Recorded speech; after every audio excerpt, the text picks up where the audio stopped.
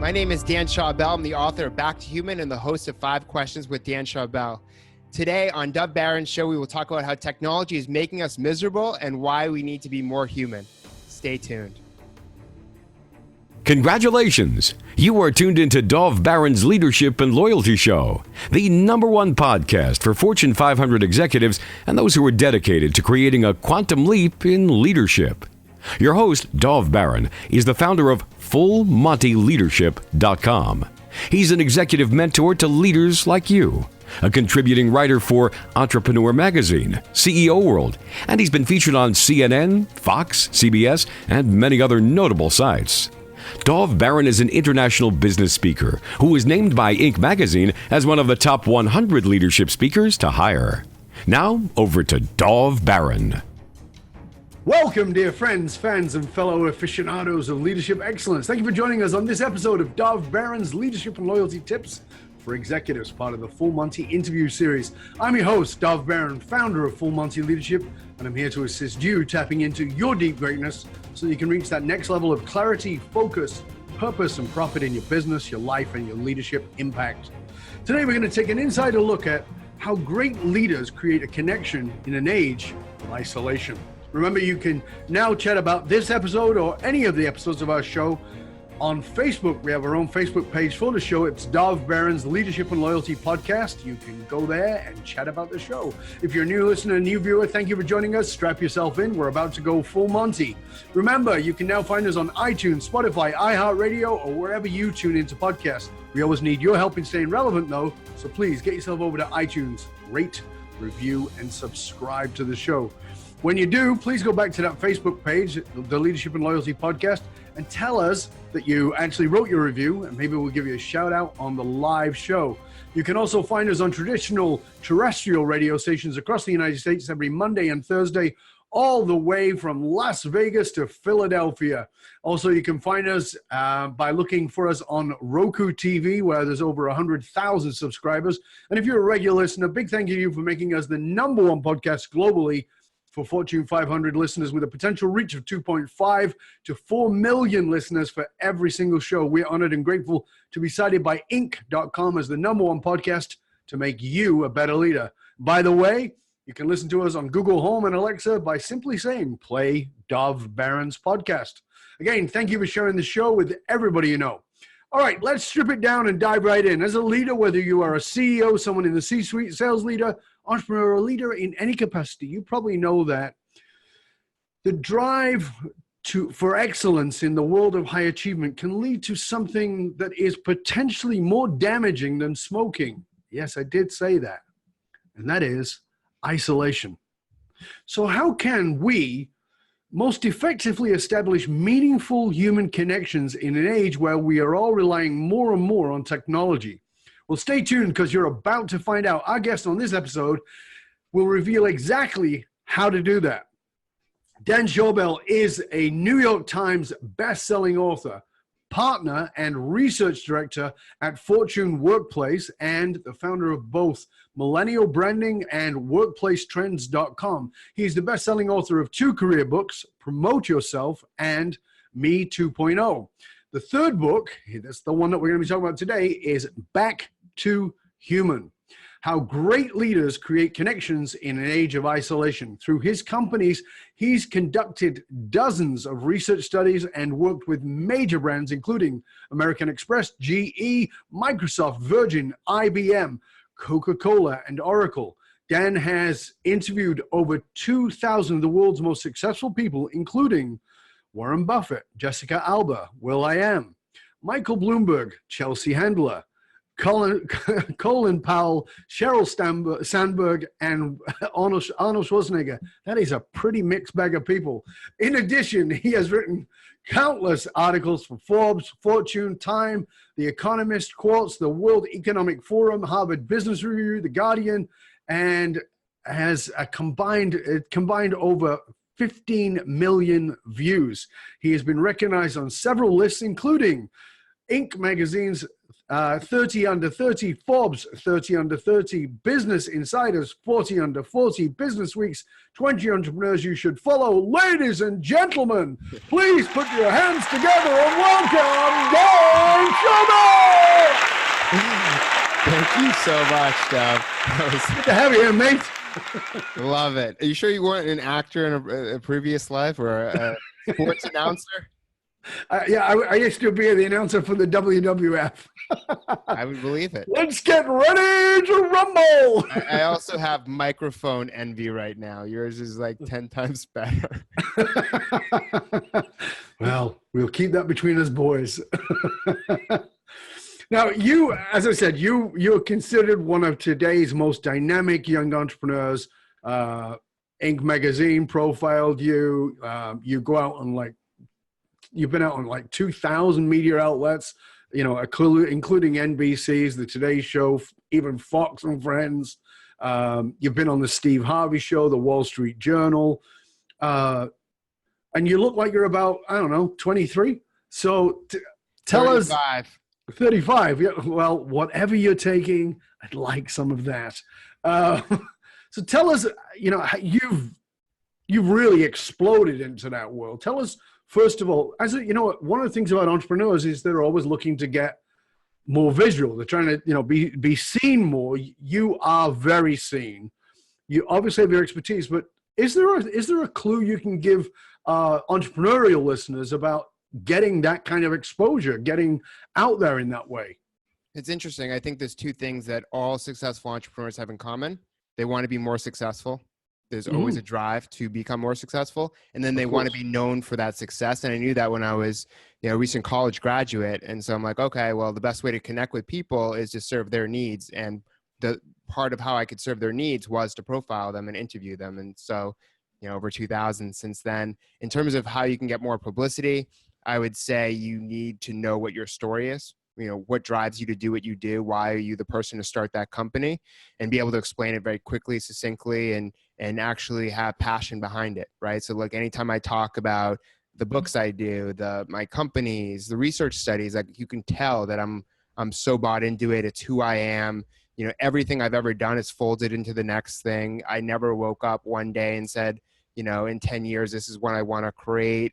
What I'm working on creates the next thing, right? It went from a full-time job, and then a blog, and then a magazine, and then a book, and then I started a company, and then I wrote another book, and then I started a company, and then I sold that company, and now I have another book. And so everything has been built on everything else. So when it comes to storytelling, don't force it and make sure it feels natural to you. And then in terms of actually getting media attention, I think the most important thing is to figure out how your story fits in the broader narrative locally or nationally or even internationally. So for me, in the early days, my first platform was around personal branding, and there was an economic collapse right in the United States. And so I went right into that recession, and I said, hey, all these people are getting laid off or are confused and want to develop their career. I was very early on to figuring out how to use social media to build a personal brand. And so I injected myself right into the national conversation and showed that building a personal brand could be an escape or a new path for people to be a freelancer, to start a company, or to, brand themselves within their company and become a subject matter expert. And so that's one way I did it. And then the second wave was around millennials in the workplace and generations at work. And so that was massive when I was focused on it, because Time Magazine had that magazine cover, the me generation. And so I was very timely with that. And now with Back to Human, I feel like, we're at a really special time where people are overusing and misusing technology. You could say more so for young people, but it's really everyone. Even my mom. My mom's like, this is the first book I might actually read of your three, because when she describes it to her friends, she's like, Back to Human, and her friends are like, what? Is that like a sci-fi movie? And then she says technology and our addiction to technology, and everyone gets it immediately after that. And so it's fascinating how each book and everything I do, it gets a little bit more broad, but it plays into a larger narrative and conversation that's going on. So think about what you're doing and how you can attach it to something bigger. Do you think there's been a natural evolution, because the books are three very different books. You know, Promote Yourself, Me 2.0, and then Back to Human. They seem, you know, if you separate them, they seem very, very different subject matter. Do you see them as a natural evolution, or were Yes. they just an evolution for you? Yeah. So there's two ways to look at it.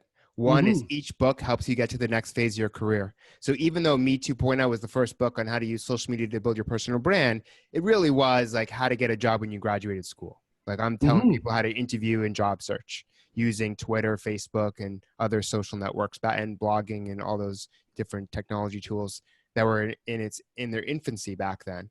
Then Promote Yourself is how to get ahead at work. You know, you just started your first job or you're a few years in, here's what managers are looking for when promoting. And so I did a study with American Express on, you know, here, you know, they weigh soft skills over hard skills. They're looking for people with a positive attitude, teamwork, and the ability to prioritize work, because, you know, people are doing so many different projects now that you got to know what to do when, and everyone's working in teams now. So you have to be able to work with people, and you don't learn for the most part, unless you go to business school, how to actually collaborate in a team. When I went to business school undergrad, we were in teams trying to work on projects, you know, Harvard Business Review cases, et cetera, but not everyone gets that. And so it's a rude awakening. You go into work, you're like, oh my God, I have to work with these 3-4 people, you know, all the time. And I'm not prepared for that. I'd never learned how to handle conflicts, and you get stuck, and you need coaching and support. And especially now where everyone's using technology as a crutch, I'll just text somebody and call it a day, right? Whereas human connection is so important. While you can text people to remind them of a meeting, if there's a big conflict and you've really upset a coworker, a text is not going to solve that for you. And our overuse of technology has created a misunderstanding between people. So you think that you're expressing yourself in a certain way and you're giving good directions, but that might not be true. Well, I think that one of the things, I mean, let's put technology to the side for a moment. My background, I think you know, is very deep into the psychological world. And one of the things I say to people all the time is, nothing to do with technology. I say, you're terrible at communication. It's not that you've got technology, it's that we've got this assumption that because we can speak and because we can hear, we think we're good at communication. And most people are terrible at it, and technology's made that even more obvious. It's an amplifier. Exactly, thank you. It's an amplifier. And I think that that's one of the things that we've got to pull back to first, is to say, yeah, you're using all this thing, you're using technology to sort of go around an issue, but it actually magnifies the issue, as you were just saying, amplifies it. But the bottom line is that we have to learn to be better human communicators with each other from a place of empathy and compassion. And I know you speak a lot about that in the book, and the importance of empathy and compassion. Do you, in your You nailed, first off, you nailed this. And the actually one of the most interesting findings from the book is that the thing that gets in the way of human connection the most in the workplace is email. And there was a Harvard Business Review research study that showed that one face-to-face conversation is more successful than 34 emails exchanged back and forth. So like, we're moving back and forth with email, where we constantly have to reiterate certain things we're saying. We don't know if we're being understood. And all that time is wasted, where you could walk 2 feet and just talk to a coworker and really express what you mean. Yeah. And this is to me, the crux of the problem is, you know, I'm trying to think of that quote. I'm sure you probably might even remember it, which is, we're hurry up and we're going faster to move slower. You know, it's exactly that. Like, I got to send this quick email, which you won't understand, which you'll have to write back to me and go, I don't really get that. I'll write back to that. Then there'll be a reading of the subtext or tone in an incorrect way. I've just had this big thread going on in Facebook. I've got these two talks going on, 2 different rants that are opposite to each other, but I see a connection between them. And every now and then somebody comes back with, well, I don't like your tone. Well, you know, do you know the actual tone? Because I don't know if I don't know about you, but I can't hear letters, right? I can't hear what I'm seeing. I can make shit up in my head. And it's fascinating that we don't have these skills. I mean, my sign off in the show, I talk about concrete soft skills because they go in soft, but they are the foundation of your business. Do you think we've lost that, or do you think that we ever had it, which is, to me, is a more important question? Do you think we ever really had those skills? Because I get what you're saying about technology, but it seems to suggest that it was there before, and I don't know if it was. Yes and no. So Okay. I'll tell you why I say that is because I think technology has revealed a lot about who we are and what's actually happening in the world with corruption and Me Too and all these things that you would never have heard about 10, 20, 30 years ago. All the security breaches, all the people trying to interfere in different elections across the world. It's because technology has revealed that to us. More of our lives and more things and activities and events that are going on in the world have been surfaced through technology. And if something happens where a cop is, unlawfully arresting a black person, someone's there with a picture and potentially videoing it with their phone, and that's going off everywhere. And thus that cop that cop wouldn't have gotten in trouble 20 years ago, but now maybe they get in trouble, So I think there's the good and the bad. And that's what I learned through the book. It's a double-edged sword. It's about how you're using it. But I think with soft skills, I think people lack soft skills, and now this is revealed to us. But at the same time, I think our overuse and misuse of this technology has limited our ability to have this in-person communication. And honestly, I work from home. It's been 8 years. And if I don't get enough human connection, if I'm not scheduling enough meetings or video conferencing or getting out and having coffee with someone, and the next time I get into a social situation, I feel awkward. Now stop there, because I think that this is what people have to grasp. And I think it's what's often missed. We become more and more isolated, gig economy and all those kinds of things. And people are working remotely. And we're going to talk a little bit about that. But it's fascinating to me that, you go, I talk about it in my last book, Fiercely Loyal, that this story of 4 people sitting around a table and they've all got their heads down. And if you were back in 1950, you'd think they're all praying because they've all got their heads down. Well, they are praying. They're praying to the iPhone God, and they're ignoring the people right in front of them to have conversations who are not in front of them, probably complaining about the lack of interaction with the people they're with. And it's like, I find that I find myself doing it, I'm like, put it away. Well, the technology it wants you to be addicted to it because that's the business model of Google and Apple and all of those massive companies. It's designed that way. It's designed to release dopamine and hit your reward system. So every time you're getting an alert, you want to check your phone because you're rewarded with an update, whether it's good or bad. You're exactly about what's going on, and there's a fear of missing out. And we want you said something that I think is really important, and you recognize it in yourself, and I've certainly recognized it in myself, is that if I don't have enough eye-to-eye human contact, because we had a pre-chat and people say, well, can I use the phone? No. And they go, why? I don't do phone pre-chat. I want a real conversation with a real person. I want to look you in the eye. Even though I can't hug you, I want to look you in the eye. If I meet you, I'll hug you, but I need that because, like you, I've noticed that the quality of my communication goes down if I don't have that. And relationships. And relationships. Establish really deep, meaningful relationships if you are just texting people and messaging them on Instagram or emailing them. Think about the people you've met in your life. Those that you're closest with, you actually have met, you've gone to coffee with, you've gone out with, you've called them on their birthday. We think Facebook has made us think we have 1 million friends, but we really don't. It's an illusion. In fact, you put out a stat, right? What was the stat you shared? Someone with an average of 150 Facebook friends only has 3 they can actually count on and who will be there for them in a time of emotional crisis.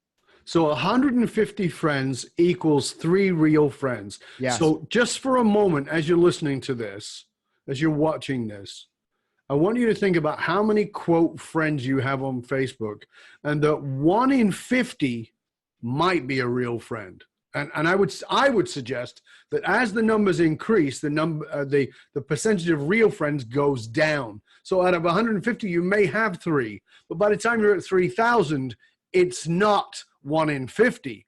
It's probably 1 in every 500, probably more likely, right? Yeah. So we're losing.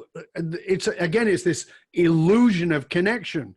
Now, another thing you talk about in the book, which ties perfectly into this, and I wrote about it in my book, and I spoke about it many times on interviews, is the importance of friendship in the work environment.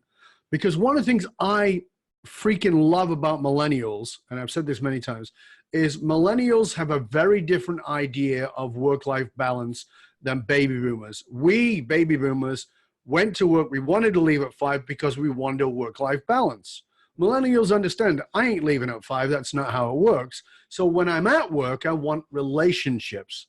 Tell us about what you discovered about that friends and work. This is quite a topic, right? So first off, Yeah. I work with Virgin Pulse. We surveyed over 2,000 managers and employees in 10 countries, and I found that 7% of the global workforce has 0 friends at work, goose egg, and half of the global workforce has 5 or fewer, yet we're spending so much time working. Not having your phone is the new vacation.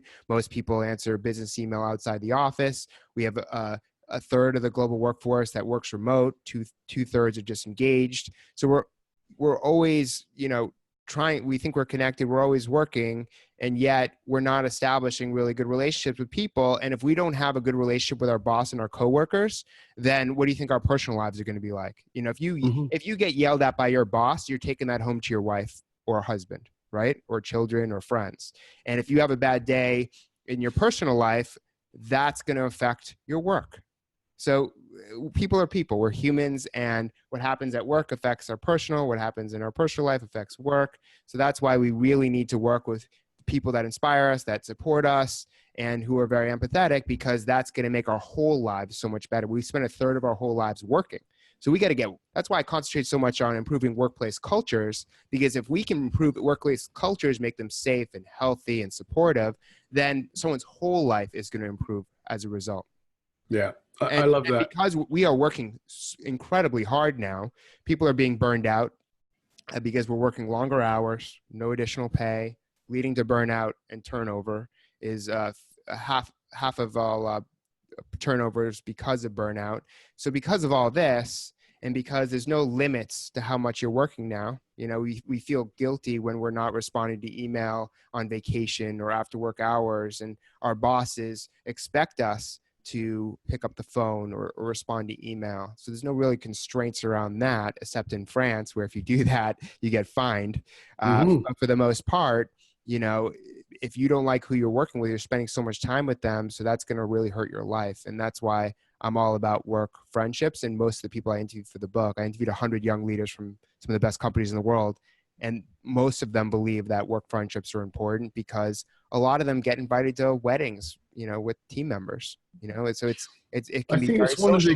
Yet we lack social events and company outings and team building activities and celebrating birthday parties at work. Only 20% of companies do.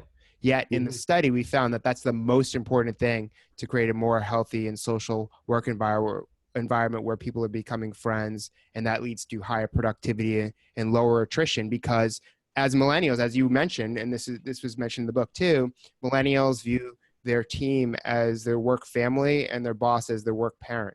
And so if you have a really good family, right, and a boss that supports you, and you feel like you belong to this group, you're not leaving for $5,000, right? No. The cost of you leaving is just that much greater. And companies, turnover is a significant cost, up to 6 figures, right, depending on the position. 1.5 to 2 times the annual salary of that individual to replace them. So that is, that's a very expensive thing for you to do. And in the context of what you were just saying, I speak a lot about this in my work, is saying the days of believing, you can still believe it, but it's nonsense. The days of believing that you have a work self and a personal self are over. And if you've got half a brain, or even some level, even a fraction of self-awareness, even just a fraction, you realize, as you just said, Dan, if you're pissed off at home, you're taking that to work. And if you're pissed off at work, you're taking that home. And when we go in and do our work with companies, because as you know, we do purpose-driven work with purpose-driven leaders, purpose-driven organizations, building purpose-driven companies and cultures. And what I say on the first day, listen, here's the work we're going to do. And I want you to know something. If this doesn't impact your personal life and make it better, we haven't done our job. Because I understand there is no separation. But if you're lacking those human skills, if you're checking that out, if you're not going, as you said, back to human, we're missing so much. So let's talk about it in the context of this whole thing about working remote. Yeah. Because this is, we're all aware that working remote is more and more, it's bigger and bigger. People are more and more isolated. And not only this, but they're not only remote, but they're often cross-cultural. So that's difficult enough oftentimes with somebody in the same room. It's literally the biggest finding that came out of this book from the study was that if you work remote, you're much less likely to say you want a long-term career at your company. And to me, that had such a huge impact once I, discovered that finding, because I've worked remote for 8 years. And if I were to be really honest with myself, if I didn't see my business partner employees for a year, I'd be checked out. I'd be selling stock. Sure. Right. So I think it's so interesting in our society where people do want the flexibility and they want to work remote, and there's nothing wrong with that. But everyone always talks about the positive aspect of working remote. You get the freedom and flexibility to work when, where, and how you want. And that's great. It's hard. That's an easy sell, right? Like that would get anyone excited. The word freedom in a sense is something that everyone desires regardless of where you live. But there's a dark side. The dark side is that you could potentially not get as much human contact. If you're not disciplined, if you're not getting out there. For me, I'm breaking my day up. I'm getting coffee with people, getting breakfast. I'm having video conference calls every Monday. We have a team meeting. I'm constantly thinking about this, right, in my head and trying to serve my basic human needs, right? Maslow's hierarchy of needs. After safety, security, food, and shelter, we need love and friendships. Connection. Otherwise, we'll never be self-actualized. So no matter what we say, and if people want to blame technology or not, these are our basic human needs, and they're never going to change. We all have 24 hours in a day. We all pay taxes. We all are born and we die. But also, we all have these basic human needs that are not going to go away, regardless of how much virtual reality there are, artificial intelligence, any of these technologies. It's still we need to connect on a human level. And what you were saying reigns true right here. It's people want to bring their full self, their human, into the workplace. And that's why what you were saying earlier about chapter 9, which is lead with empathy, is so important, because people, you might not see a physical injury, but people might be suffering from mental illness, and you have to be okay with that and support them where they are. And if they need a mental health day, you have to recognize that, because again, work is about the work you do and who you do it with. It's less about what company you're working for, because on a daily basis, this is the type of activities that you're doing and who you're doing it with. So if you hate what you do, or you don't like who you're doing it with, you're going to eventually leave. You need to have those set, because those are the two most important things. It's a little bit less about where you're working or who you're working for, or perks like pinball machines or free beer. None of that really matters, right? And I interviewed the former chief people officer at Google, and he said, yeah, it's not about any of these perks. It's about working with smart people. But it's important that he said people, because people is part of the employee experience that you're getting. I was working with a company recently, and they talked about how they bought the cappuccino machines, and they bought the bean bags, and they bought the foosball machine and all this kind of thing, right? And they were like, yet we've still got attrition, right? And I said, of course you do. And they go, well, what do you mean? Of course we do. Like, we read from Google and we did the research, and this is the kind of thing. And I go, no, you've missed the ingredient. And they go, what's the ingredient? I go, it's the people. They go, what do you mean? I said, first question, number one, how many of your team did you ask before you put that stuff in? Because you did the research, that's great. But did you ask them if they care about foosball? No, but we know that. No. Did you ask them if they care about coffee? No. Did you ask them if they care about beanbags? No. So here's the thing. If you're going to put a foosball table in there, create a foosball tournament. Have people sign up for it. Have people come in the room. Have their team sit around, drink a coffee, sit on the bean cushions, and cheer them on, because you've got to create community. And this is what I think is missing. And I love what you said about this in the book, is it's about I like to now think of work in the context of the work that I do is this is a community. Because of my background in psychology, have worked with companies for so long and said, listen, if you're a leader, here's the bad news. You're a parent.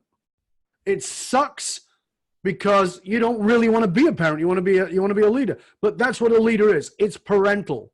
And it's not about treating people like children, but it is about listening and guiding and sharing and, leading people to become parents of the people they lead. But you've got to include people. You can't do it from this authoritarian position. And so having the foosball, having the beanbags, having the cappuccino machine has to be a reason to create community, not something you shove in there. And then people are like, oh yeah, there's a foosball machine. Well, they just want to check the box. Well, yeah, they want to check the box. And the people who have perks here, check. Exactly. But the interesting thing for the people, and this is what I think is missed, is that the employee goes as a foosball machine. But if I play it, my boss is going to see me playing it and going to think I'm a lazy sod. So I'm not doing that. So it stands there because it becomes off limits. So it looks good, but why is nobody using it? Because you're not sending the message that this is a community for, as you say so much, for humans. So if you're stressed out, go play foosball for 10 minutes, 20 minutes. Come back. Your brain will work better. There's only 4 employee engagement factors I cover in the book that are really important. They align to what you speak about too: happiness, belonging, purpose, and trust. And purpose is obviously one of the things that you preach. They're all connected though, right? If you don't have a strong purpose, if you don't feel like you're belonging, you're not going to be happy. If you're not a trusting leader and someone who people can confide in and feel comfortable around, then you're not going to feel like you belong with them. You're not going to be happy. It's all connected. It's all connected. And I think it's only going to become more important because as more and more of the workplace becomes automated, soft skills and the ability to lead and connect with people and manage teams, those are all going to be prioritized because who's going to be managing the machines? Who's going to be managing the people who are going to be managing the machines? It's going to be the leaders. Right. And absolutely. And machines don't have empathy, but a leader should and must. So, slight sidebar. I think it's important. Maybe you won't, and that's fine. And we can drop it if that's the case. But one of the people that you interviewed was Anthony Bourdain. I made a video after Anthony Bourdain suicided, and it's on YouTube. It's called "Why Celebrities Suicide." It wasn't just about celebrities, of course. It was about why people suicide. And one of the things I talked about there was how we are looking at, how can somebody so successful suicide? They've got it all. Yeah. And one of the things I talked about is that the number one prevention of suicide is community, is having a community. And we know that, again, research shows that people go through suicide when they feel isolated, suicidal thought processes, when they feel isolated. And the challenge with that, and I think so few people grasp this who don't suffer from depression, I did very severely, but the idea that you can feel isolated in a crowd. Yeah. And you can feel even more isolated in a crowd where you're the leader and you don't feel anybody can get you. Our show is designed for leaders. We focus on leaders, whatever the form that is. But can you talk to us a little bit about that? And was there anything you saw in that interview that revealed anything to you, even looking back, that you maybe didn't see at the time? First, I will say that you can be around everyone and no one at the same time in our society. Absolutely. So you can be physically next to someone, but not emotionally, spiritually, or mentally, which I think is so fascinating. Like in the subway, at work, wherever you are, there are a lot of people, right? You could connect with these people, but you'd rather default to looking at a device. And even simpler, you can be one-on-one with somebody. The loneliest place in the world is to be lonely in a relationship. Because Absolutely. Your partner's always on their freaking phone, and I've been guilty of it. Yeah, Anthony Bourdain, I think I was fortunate that interview came to me. Like I pitched it for years, but nothing ever happened. I think you could tell on the phone, and I didn't never really watch his show too much because I don't have TV. So that prevents me. Right. But he just seemed a little exhausted. That was the overall emotion and sentiment from that call. Was he's had a lot. There's a lot going on there. Right. And I think it's fascinating because he might appear, and other celebrities and successful might appear like everything's perfect. Right. But you never know what's actually happening in their head. They're the ones experiencing that, not you. And I think, with Mariah Carey coming out as bipolar, Ryan Reynolds is suffering from anxiety. I suffer from anxiety. So like all of this is coming out. And I think a lot of successful people actually suffer in some way, right? I think that's, it's like Ryan Holiday's The Obstacle is the Way. It's like the obstacle which could be in your head, is actually part of the driver to what you're accomplishing. And I think that we are headed to another chapter in society, which is a positive, where the more celebrities that come out about their mental health, it's game changing. Like I would never be able to post on Instagram, which I did, I think 3 months ago, about my anxiety and tell the story of my life. But now I feel more comfortable doing it. So it's not just me in terms of where I am in my life, but the fact that the more and more people I know or who are famous who are talking about it, it opens the door and makes other people feel comfortable to talk about it as well. And so I think that actually could be a little bit of the good thing about technology, is that it's easier to post about it than to like publicly say it. But I think getting out at all is important because other people are suffering too, and they want to feel like they're not alone. Yeah. And it's happening in the workplace. I'll tell you something. I've been studying mental health in the workplace. This will eventually become book 4 about my anxiety. But PwC and other companies now, what they do is they have campaigns where employees wear ribbons, and the ribbon signifies that you can talk to that person about mental health, which I think is very cool. But it's still early. 85% of the global workforce says there's a stigma around mental health at work. And in the UK, I think it's like 4% of people feel comfortable talking about it to HR. So it's still real. We're in the early days, but I'm telling you, with all the meditation going on and mindfulness, it's definitely moving in that direction. Yeah, and that's for me anyway. I believe that's a really good thing.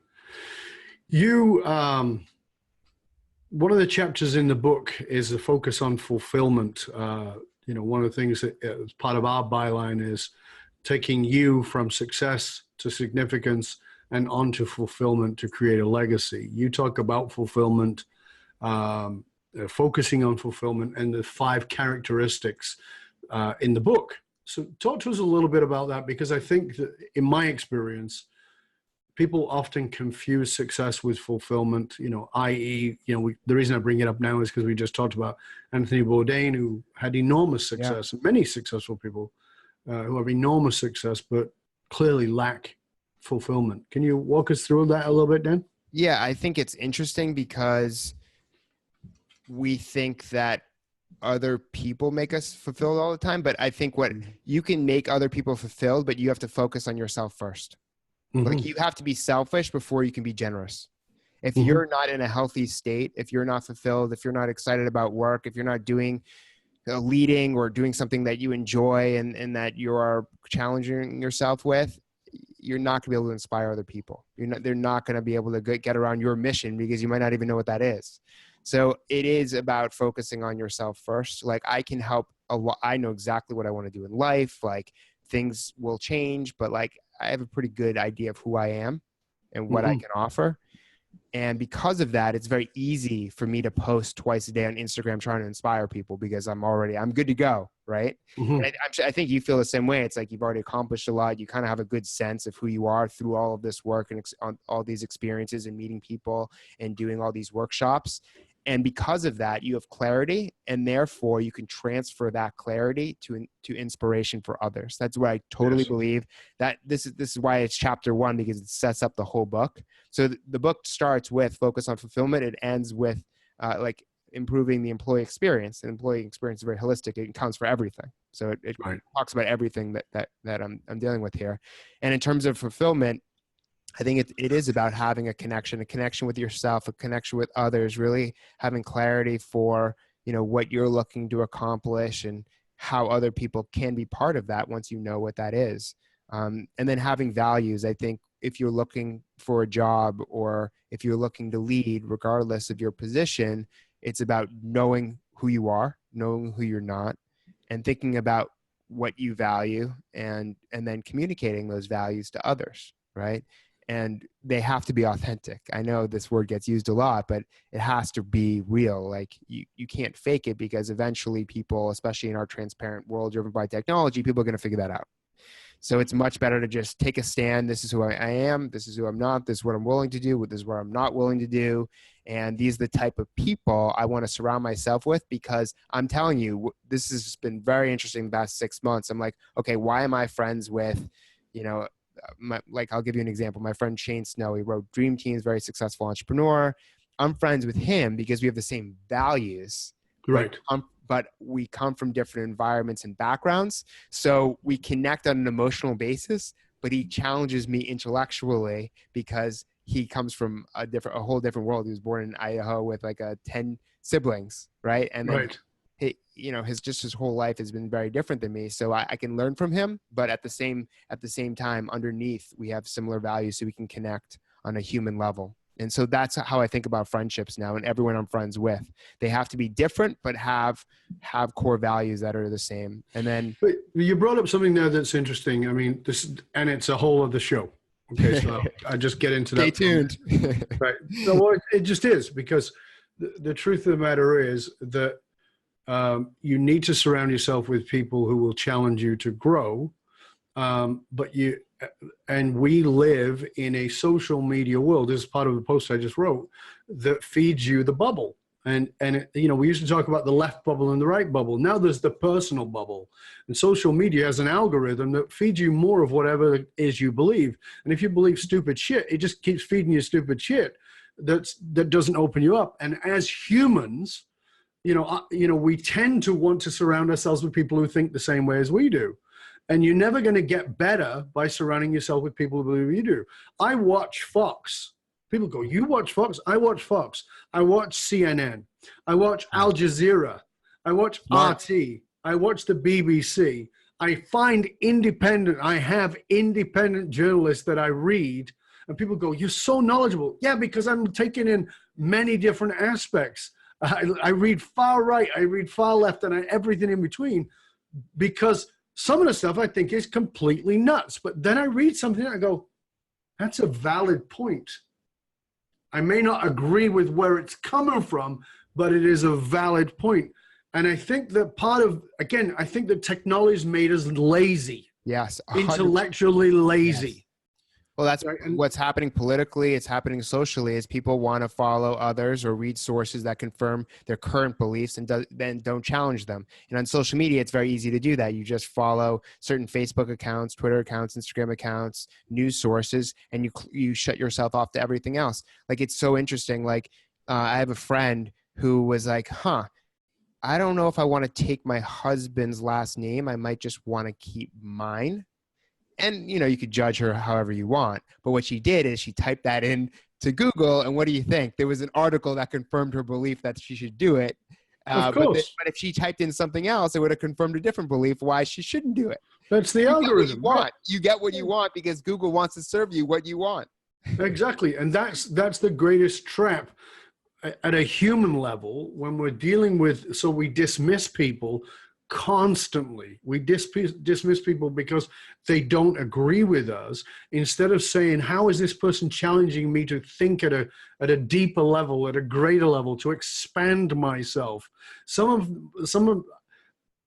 think you may know that 2 years ago, I went and I spoke at the UN, and I spoke with, on one side of me, an ex-neo-Nazi, and on the other side of me, the #1 recruiter for Al-Qaeda. Great guys. Love them. The guy on the right, the guy on this side of me was an ex-neo-Nazi who I de-radicalized. That's why we were both there, talking about de-radicalizing leadership. And the other guy on the other side who now works for George Washington University. And he talks about the psychology behind but great people, and you start to understand that just because somebody's politics is one thing, it's easy to dismiss them as a human being.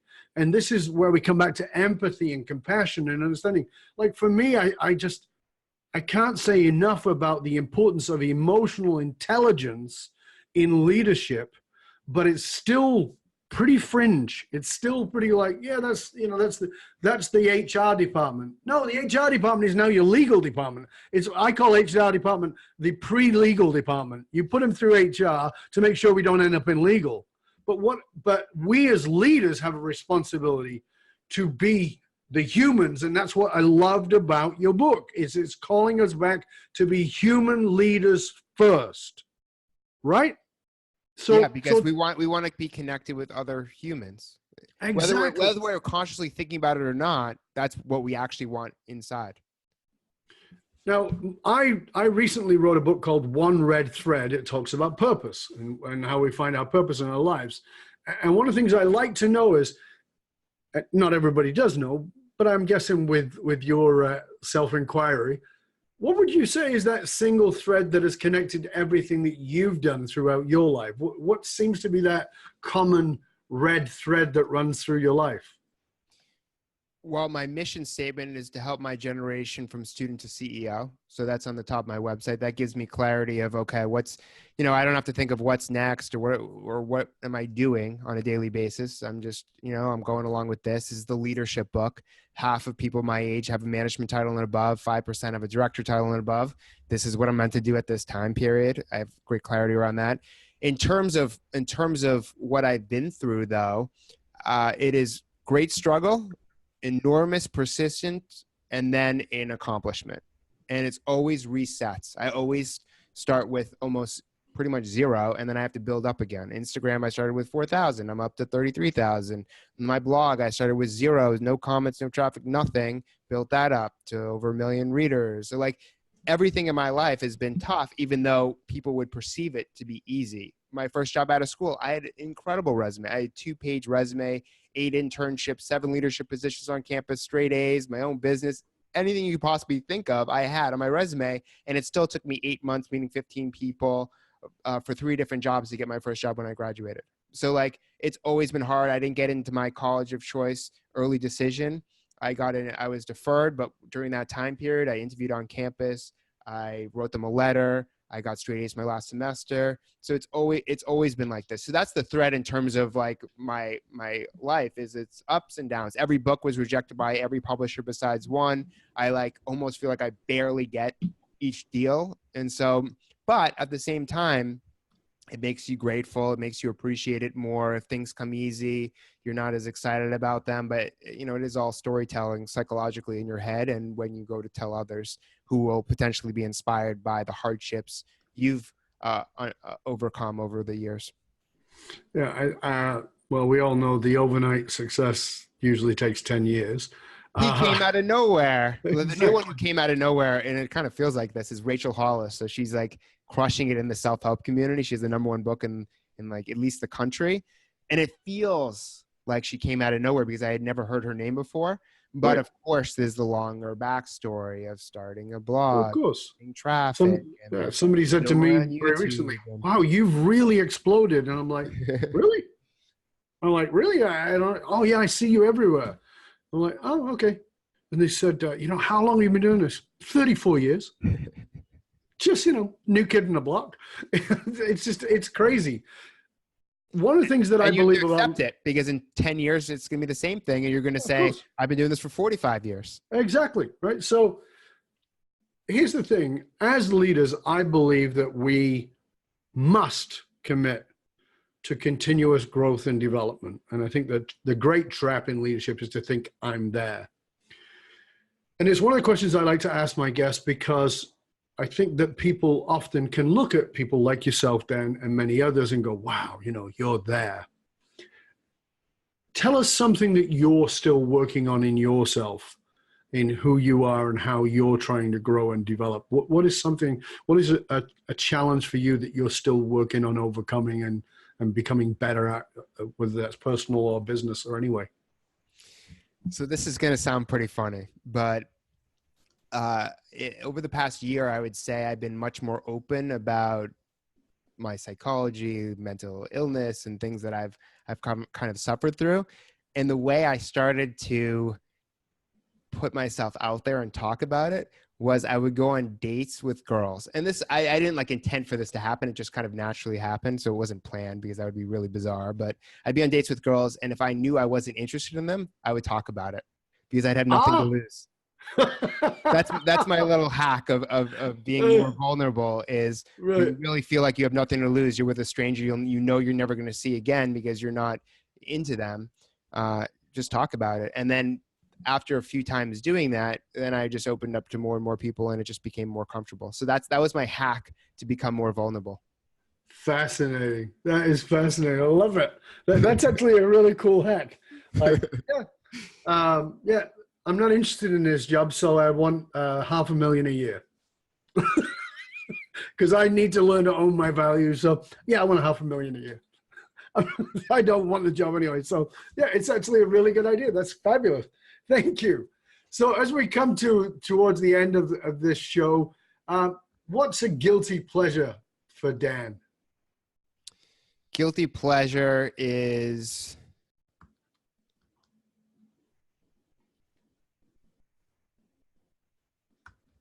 Yeah, you can tell us.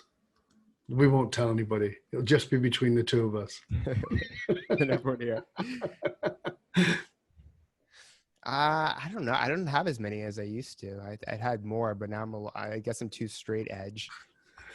I would say like going away to be able to not have to deal with a lot of things that are happening.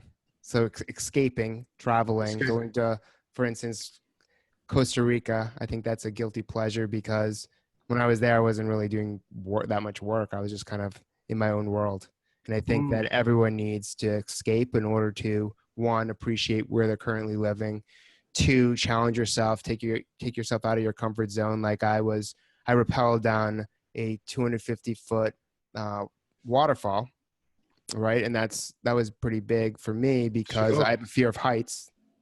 And so I have a hack for eliminating the fear of heights if you're interested. I have a fear of heights, sure. Yeah. So like I went with a bunch of friends, and if I was the first to go, I'd have the least amount of anxiety because I was getting it over with. Anticipation and anxiety builds the longer you have to wait. And I knew that about myself. So I was always the first to go, and that's how I did it. Yeah. Yeah. I'm the same. I do things first for exactly that reason. People think, oh, you're so courageous. No, I'm shitting myself and I just don't want to any longer. So I'm going to go first. Exactly. There's a hack for everything. There is. So, so as we finish up here, what I would like to hear from you, Dennis, can you give our audience a piece of practical guidance, something they can do in the context of your book, in the context of what it is that you're sharing, something that they can put into action, preferably within the next work day, but certainly within the next 5 work days, that they can say, okay, I'm going to go do this so I can really interact with this. Besides, of course, getting your book, which we'll tell them how to do in a moment. But what's the practical piece of advice you would give them? I want to keep it really simple. So the main message in the book is let technology be a bridge to human connection, not a barrier. So in practice, that means that you should use a calendar, text messaging, all this technology in order to sync up, even a chatbot in order to sync up and allow the technology to enable you to get to a location, a meeting, an office party, a networking event. But when you're in that meeting, you can put your phones in the middle of the table so that everyone knows that they're not going to be looking at their phones the whole time. They can actually be present and attentive and share ideas and collaborate. At a networking event, if you go to a networking event and you're still using the technology that got you to the networking event, you're not using it properly. Your goal at the networking event is to actually meet maybe 1 to 3 people and actually talk with them and find out what they do and how you can help them and what they're struggling with and all that. And so I think let technology get you to a place, get you to a video conference, which this happened with us today. But once you're there, be attentive. Don't like look at your phone or watch or anything. Being present is so important because that's the only way to establish the type of emotional connections required to be very effective, to feel like you belong, to increase engagement, and overall just to be happy. I mean, that's what we're trying to really get to here. That's all anyone actually wants. And that requires deep human connection. And because we're spending so much time at work, we need some of that at work too. Absolutely. Thank you. This has been a total pleasure and honor. Loved having you here. Please tell our listeners, our viewers, where they can find out more about you and all the resources that you offer. Excellent. So you can listen to the podcast, 5 Questions with Dan Schawbel. I ask people 5 questions in under 10 minutes. You can pick up Back to Human at a bookstore or on Amazon or Barnes & Noble. And you can go and see my research and articles and all the other content at danschawbel.com. It's DANSCHAWBEL.com. Thanks, Dov. Thank you, sir. It was a pleasure and honor having you here, my friend. Thank you so much. I really hope that our listeners, our viewers will really take the time to go back, listen over the show again, take notes.